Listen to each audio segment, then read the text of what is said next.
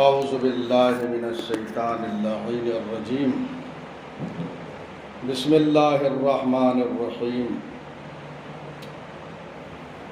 الحمد للہ رب العالمین بارئ الخلائق اجمعین باعث الانبیاء والمرسلین والصلاة والسلام علی حبیبہ وخیرتہ حافظ سرہ ومبلغ رسالاتہ ابی القاسم محمد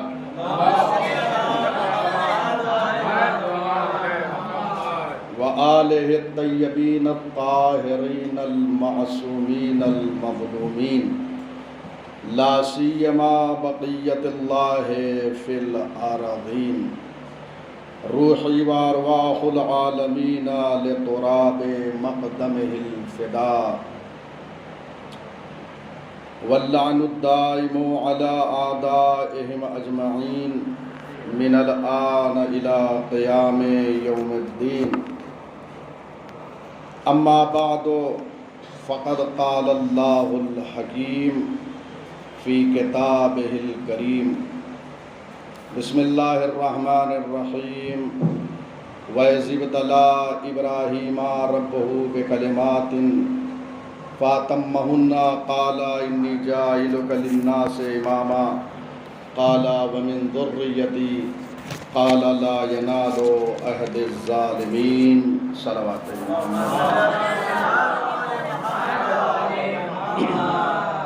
اجر رسالت کمیٹی کی جانب سے یہ پروگرام منعقد ہو رہا ہے، خصوصاً نوجوانوں اور جوانوں کے لیے،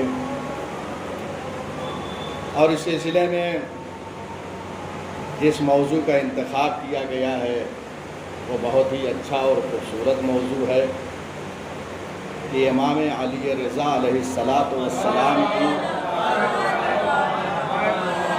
نگاہ میں امامت کا مقام امام رضا علیہ السلام کی نظر میں یہ بہت اہم موضوع ہے، لہٰذا اس کے لیے میں نے قرآن مجید کے سورہ مبارکہ بقرہ کی آیت نمبر 124 کی تلاوت کی ہے، آیت نمبر 124۔ جناب ابراہیم علیہ السلام کی امامت کا اس میں ذکر ہوا ہے کہ امامت کے سلسلے میں پروردگار نے انہیں آزمایا ہے، امتحان لیا ہے۔ وَإِذِ ابْتَلَىٰ إِبْرَاهِيمَ رَبُّهُ، یاد کرو اس زمانے کو کہ جب ابراہیم کو اس کے رب نے کئی باتوں میں آزمایا اور انہوں نے پورا کر دیا۔ فَأَتَمَّهُنَّ، جو آزمائش کیا ہے پروردگار نے، جو امتحان لیا ہے، انہوں نے امتحان پورا دے دیا۔ اس کے بعد پروردگار نے قَالَ إِنِّي جَاعِلُكَ لِلنَّاسِ إِمَامًا، تو پروردگار نے کہا کہ میں تمہیں لوگوں کا امام بنانے والا ہوں۔ اب جناب ابراہیم علیہ السلام قَالَ وَمِن ذُرِّيَّتِي، کیا تنہا میں امام بنوں گا؟ میری ذریت، آیا یہ سلسلہ امامت میری ذریت میں چلے گا؟ تو پروردگار نے فرمایا لا ینال عہد الظالمین، میرا یہ عہد جو ہے یہ منصب ظالموں کو نہیں ملے گا۔ غور فرما رہے ہیں آپ؟ یعنی دیکھیے ظالمین کو علیحدہ کر دیا، یہ نہیں کہا کہ تمہاری ذریت میں جو ہے امامت نہیں چلے گی، بلکہ یہ کہا کہ ظالمین کو یہ عہد، یہ منصب نہیں ملے گا۔ اب جو ظالم ہوگا وہ اللہ کے عہد اور منصب کا حقدار نہیں بن سکتا۔ جو بھی ظالم ہوگا. دیکھ رہے ہیں، یہ ہے اسلام، یہ ہے قرآن، یہ ہے دین. ہمارے یہاں امام کون ہوتا ہے جو ظالم نہ ہو. اسلام ظلم کے خلاف ہے، قرآن ظلم کو پسند نہیں کرتا. یہ پیغام ہے پوری دنیا کے حکمرانوں کے لیے کہ جو بھی منصب پر آئے کم سے کم اسلام کا مطالعہ کر لے، اس کے بعد منصب پر جائے، تاکہ مخلوق پروردگار پہ ظلم نہ کرے.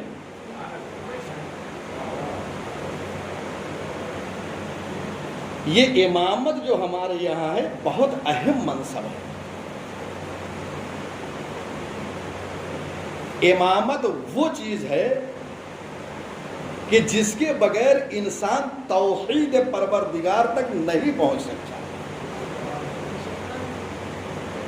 میں نے پورا درس دیا ہے امامت اور توحید کا رابطہ،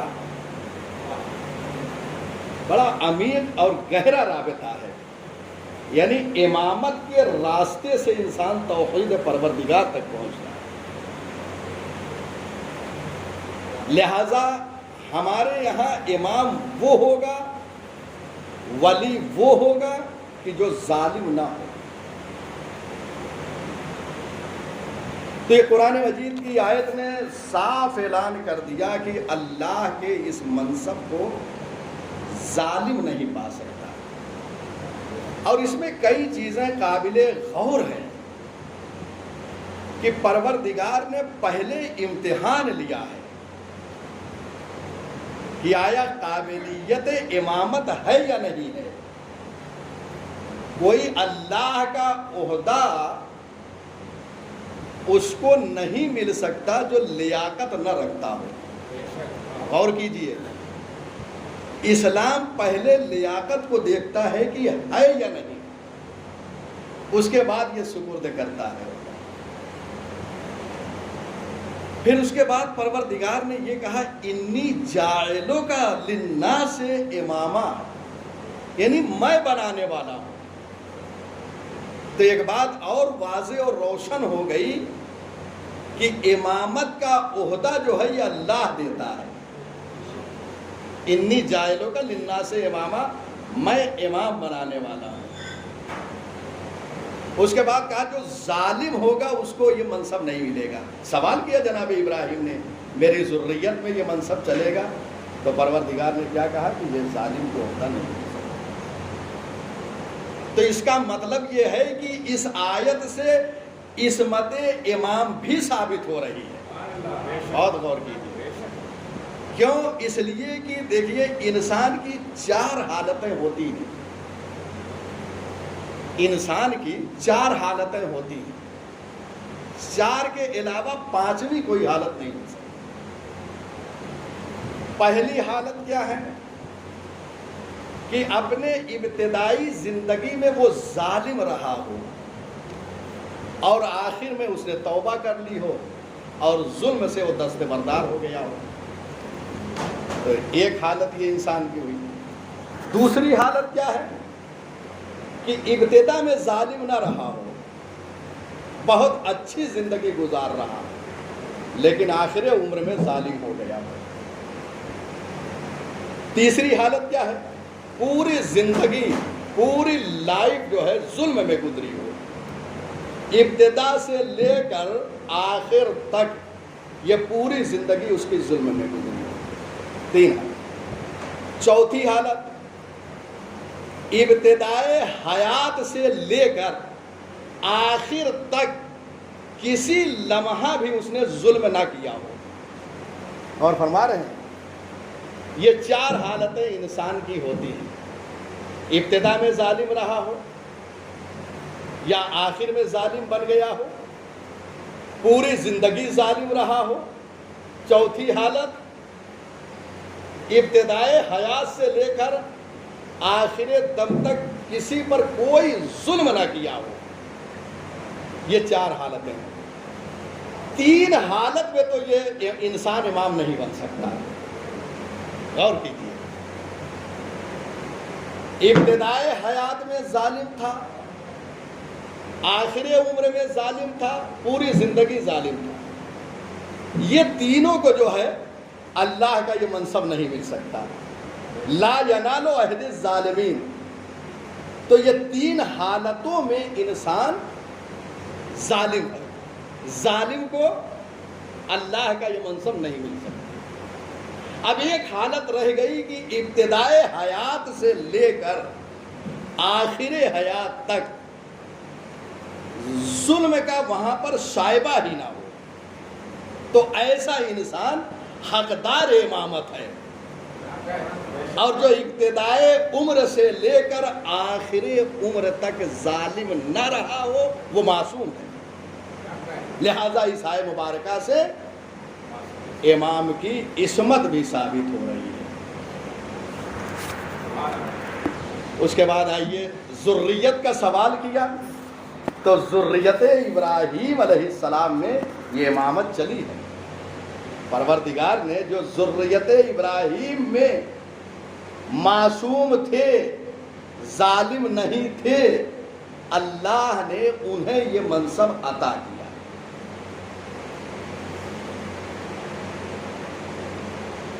پیغمبر اکرم نے ان ائمہ کے نام بتا دیے ہیں. یہ نص موجود ہے، ہمارے یہاں بھی روایتیں ہیں اور اہل سنت کے یہاں بھی ہیں. حتیٰ کہ بخاری شریف میں، مسلم شریف میں کافی روایتیں موجود ہیں کہ پیغمبر اکرم نے یہ ارشاد فرمایا کہ میرے بعد 12 امام اور جانشین ہوں گے. متعدد روایتیں موجود ہیں خود اہل سنت میں، بخاری میں، اور ساری روایتیں میں دیکھ چکا ہوں. ہمارے یہاں بھی یہ روایت موجود ہے. اور ان 12 کے حوالے سے جناب جابر ابن عبداللہ انصاری نے سوال بھی کیا کہ یا رسول اللہ آپ کے بعد امام کون ہوں گے؟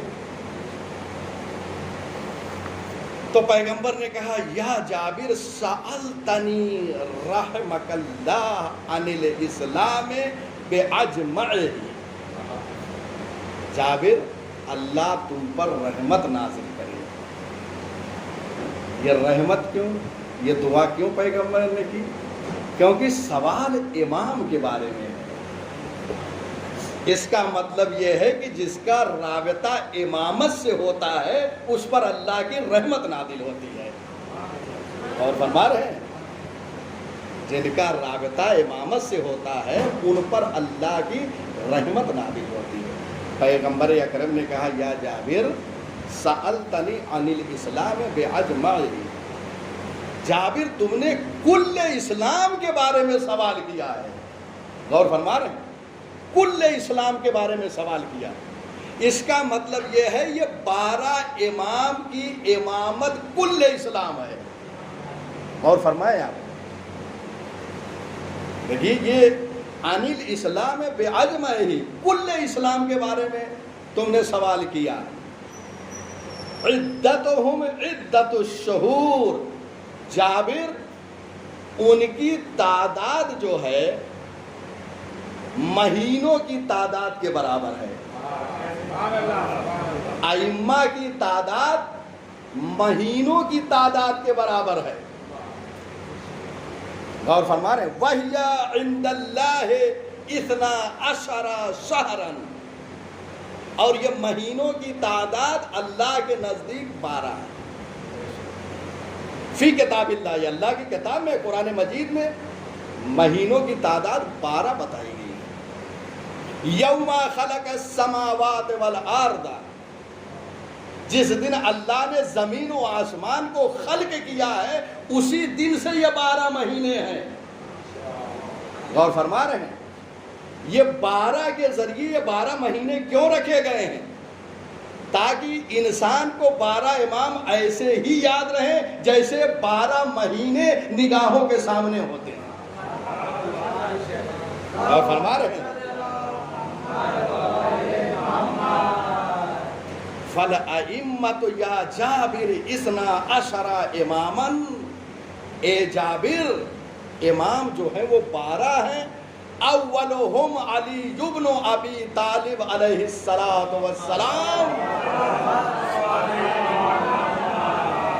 وآخرہم المہدی عجل اللہ.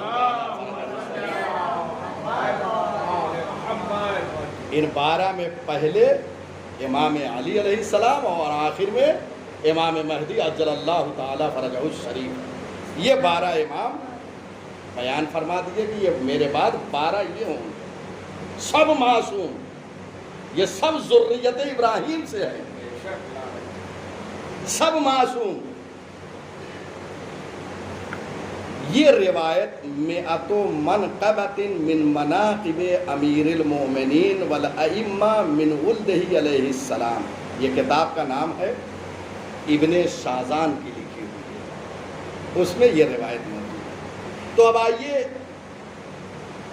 آیت کے ذریعے سے یہ بات واضح ہوئی کہ امام اللہ بناتا ہے. اس کے بعد جابر کے اس سوال سے یہ بات واضح ہوئی کہ امام 12 ہیں.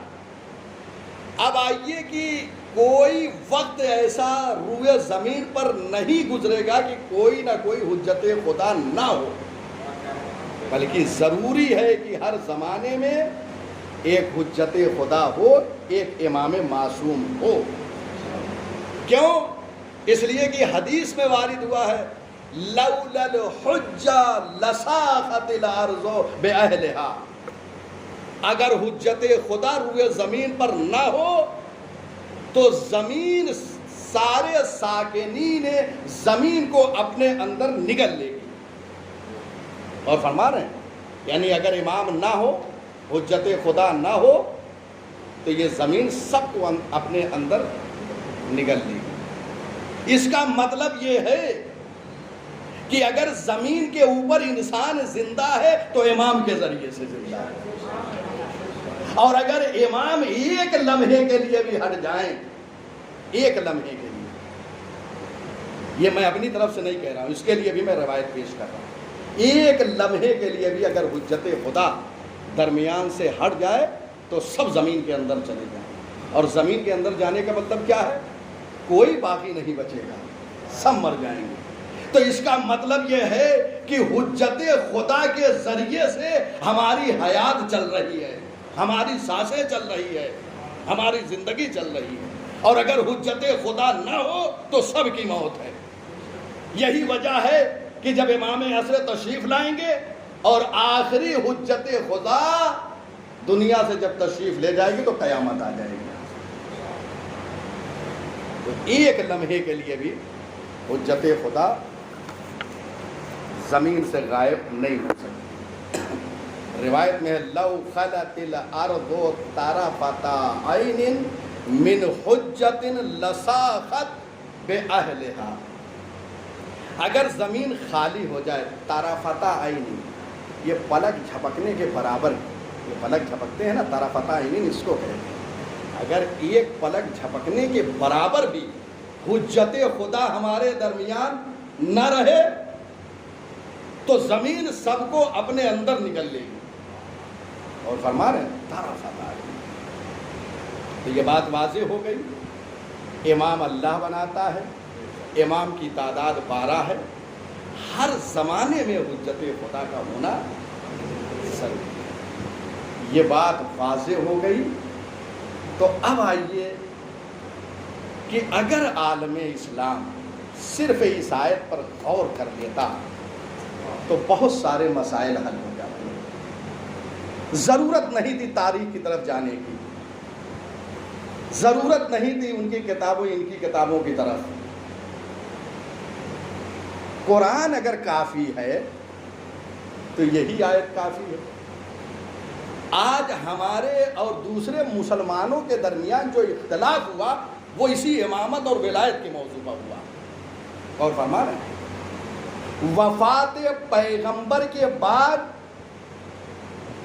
ہم نے امام اسے مانا ہے جو اللہ کی طرف سے ہے، اسے انتسابی کہا جاتا ہے. اور مسلمانوں نے کہا نہیں ہمارے یہاں انتخاب ہوگا، انتخابی امام ہم مانیں گے، ہم منتخب کریں گے۔ تو ہم انتصابی مانتے ہیں کہ اللہ نصب کرتا ہے امام کو، وہ انتخابی مانتے ہیں کہ نہیں ہم خود منتخب کریں گے۔ تو اختلاف انتصابی اور انتخابی میں ہے، ملاحظہ فرما رہے ہیں۔ اور یہ اب تک یہ اختلاف چلا رہا ہے، چنانچہ یہ صرف وفات پیغمبر کے بعد لوگوں کے درمیان اختلافی موضوع نہیں تھا، بلکہ امام رضا غریب علیہ السلام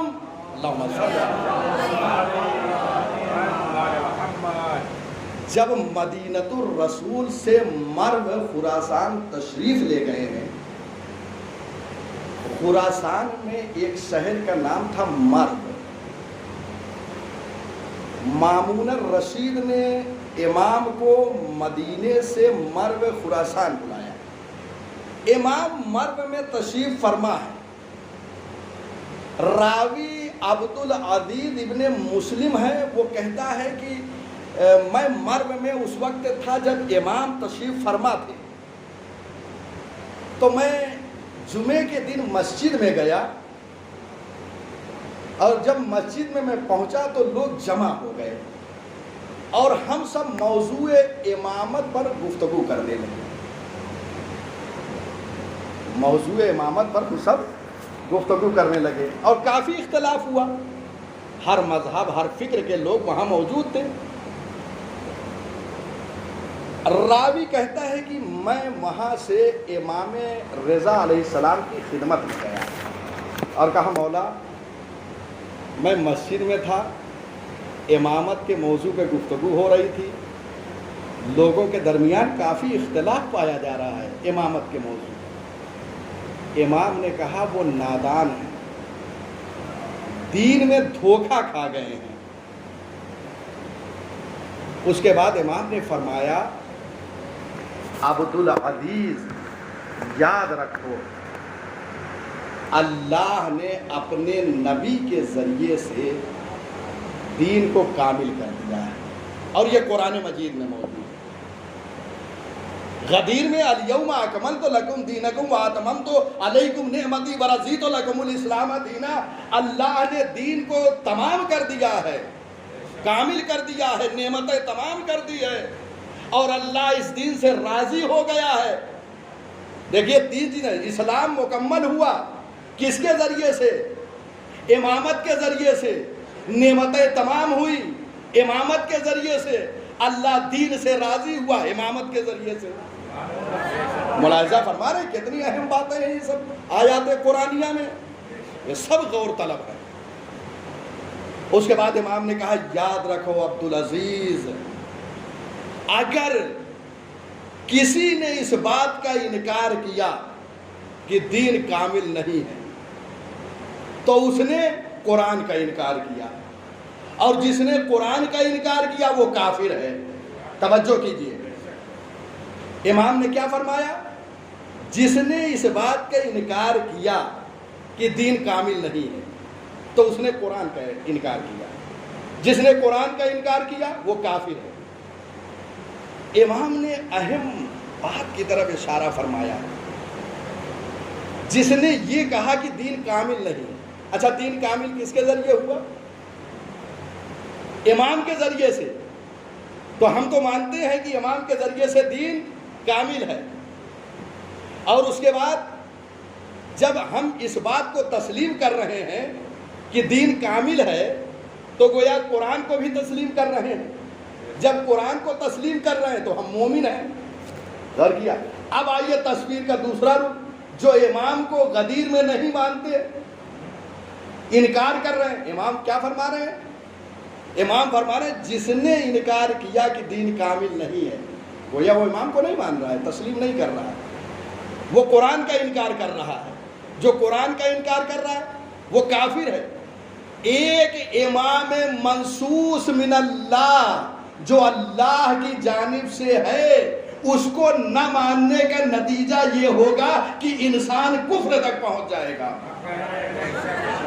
غور فرما رہے ہیں؟ سب ہمت آ یہ امام بیان فرما رہے ہیں۔ اس کے بعد کیونکہ موضوع سخن ہمارا یہی ہے، امام رضا علیہ السلام کی نظر میں مقام امامت، اور فرما رہے ہیں یہ ایک طولانی امام کا خطبہ ہے جو مرو خراسان میں امام نے دیا ہے، اصول کافی میں موجود ہے۔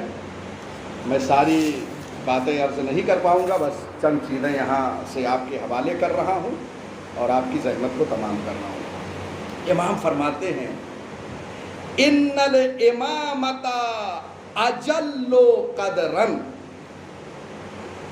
ان الامامۃ، امامت پورے سسٹم کا نام ہے، اور کیجیے، ان الامامۃ اجل قدرا، امامت قدر و منزلت کے لحاظ سے بہت بلند ہے۔ غور کیجیے گا، اب یہاں سے امام کے جملات ہیں، ان الامامۃ اجل قدرا، قدر و منزلت کے لحاظ سے امام بہت بلند ہے، وَأَعْظَمُ شَأْنًا، اور شان و منزلت کے لحاظ سے بہت عظیم ہے، وَأَعْلَى مَكَانًا، اور منزل کے لحاظ سے بہت اعلیٰ ہے، جس منزل پر وہ فائز ہے۔ دیکھیے یہ سب افعال التفضیل کے صیغے ہیں۔ یہ ادبیات کا ایک نقطہ ہے، اعلیٰ، اعظم، وامنع جانباً، اور مقام کے لحاظ سے بہت عظیم و بلند ہے، وابعد غورا من ان یبلغها الناس بعقولهم، اور امامت کا مفہوم اتنا عمیق ہے، غور کیجیے، امامت کا مفہوم اتنا عمیق ہے کہ لوگوں کی عقلیں وہاں تک پہنچ نہیں سکتی۔ امام فرما رہے ہیں کہ لوگوں کی عقلیں وہاں تک پہنچ نہیں سکتی، او یتنالوہا بآرائہم، ان کی آرا جو ہے امامت کا ادراک نہیں کر سکتی،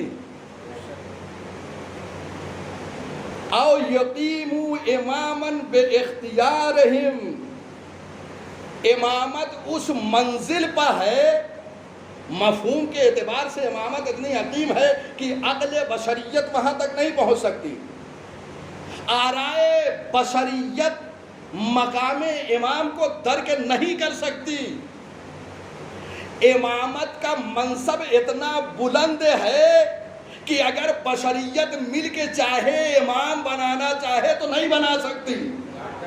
اہم جملات امام فرما رہے ہیں، یہ ساری چیزیں امام نے حل فرما دی۔ اس کے بعد فرمایا ان الامامۃ خص اللہ بہا ابراہیم الخلیل بعد النبوہ والخلہ مرتبۃ ثالثہ، امامت وہ ہے کہ جس کو اللہ نے جناب ابراہیم خلیل اللہ سے مخصوص کر دیا۔ غور کیجئے، کس کے بعد؟ بعد النبوہ والخلہ، انہیں نبوت بھی عطا کر دی، خلت بھی عطا کر دی، اس کے بعد تمنا امامت کی کر رہے ہیں۔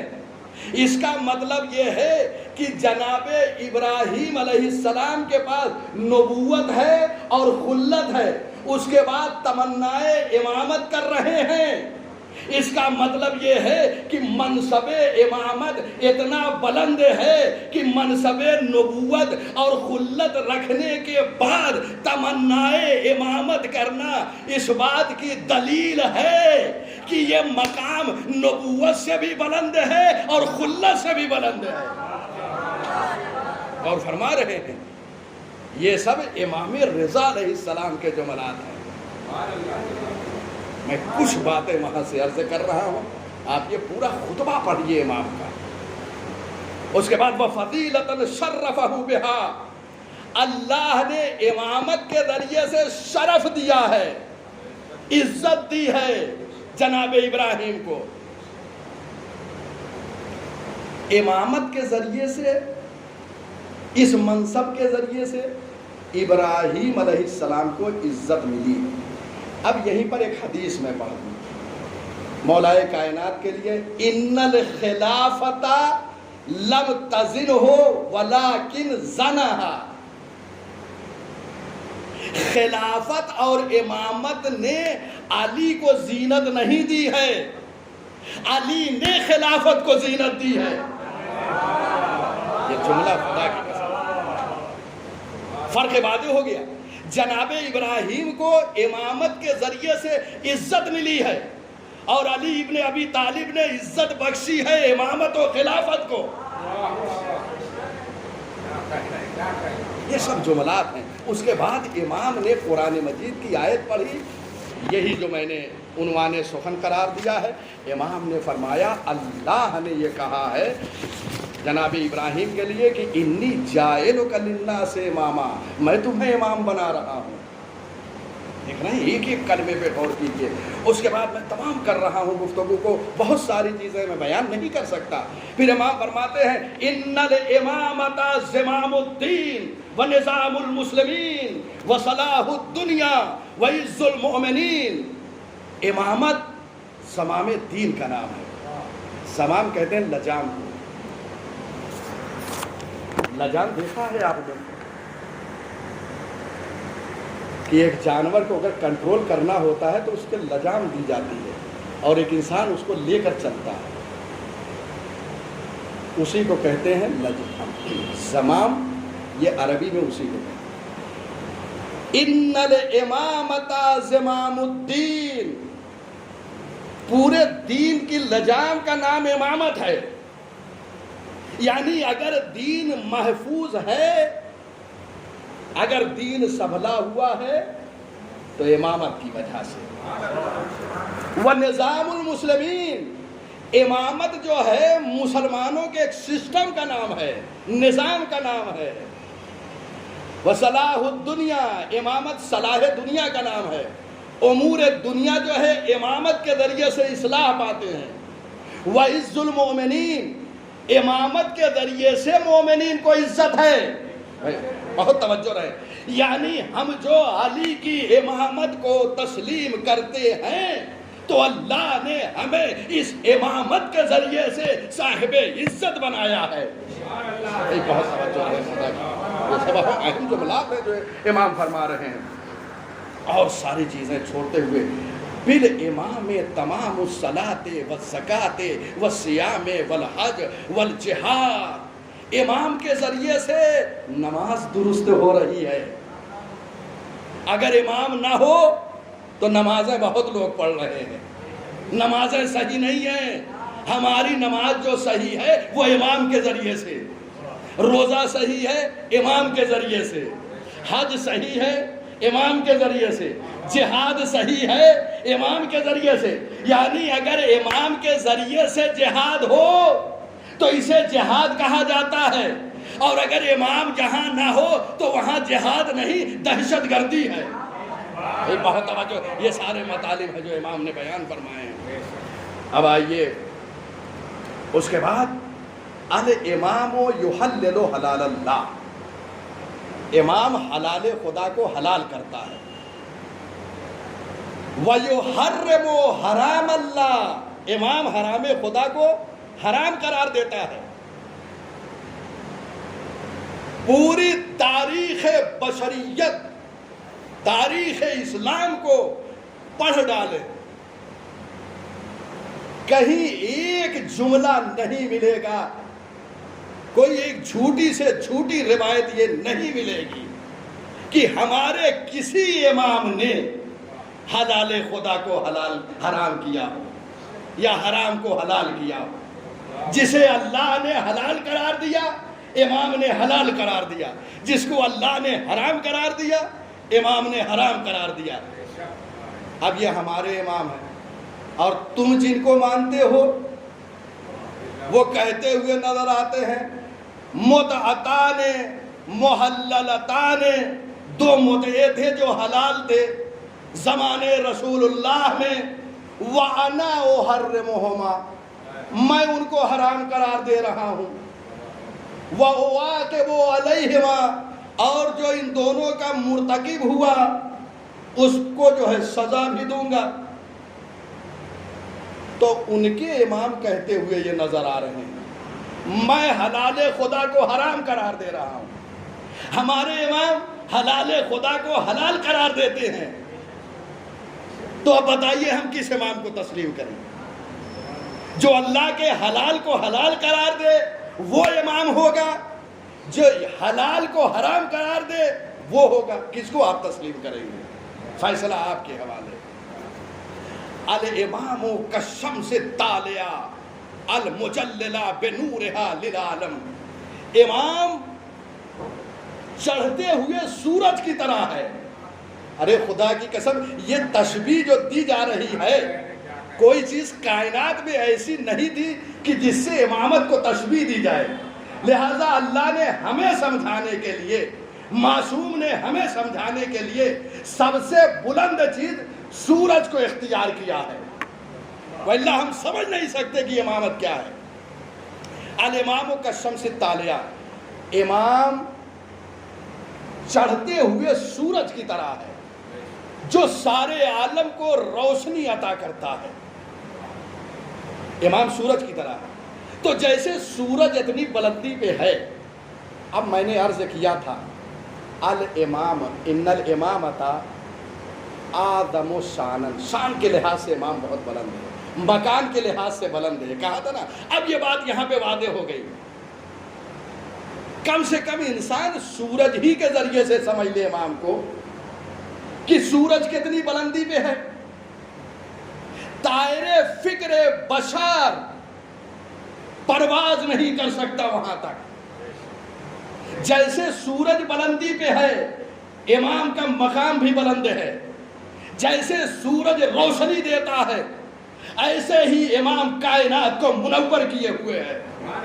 غور فرما رہے ہیں؟ یہ ساری تشبیہات ہیں جو یہاں پہ بیان کی گئی ہیں، اس کو ملاحظہ فرمائیں کہ امام کتنا بلند ہے۔ سورج کائنات کو روشنی عطا کرتا ہے۔ اچھا، اگر روشنی نہ عطا کرے اور بادل میں چلا جائے، کبھی کبھی ہوتا ہے نا، تو کیا اندھیرا ہو جاتا ہے؟ اجالا رہتا ہے کائنات میں۔ امام چاہے ظاہر ہو چاہے پردہ غیب میں چلا جائے، اس کے وجود سے فیض پہنچتا رہے گا، جیسے سورج بادل میں چلے جانے کے بعد اپنا فیض پہنچا رہا ہے، امام فیض پہنچا رہا ہے۔ اور فرما رہے ہیں تو امام الدال علی الہدی، امام ہدایت کی طرف روشنی کر رہا ہے۔ والمنجی من الردی، امام ہلاکت سے بچاتا ہے، اور تاریخ میں بچایا بھی بہت کو۔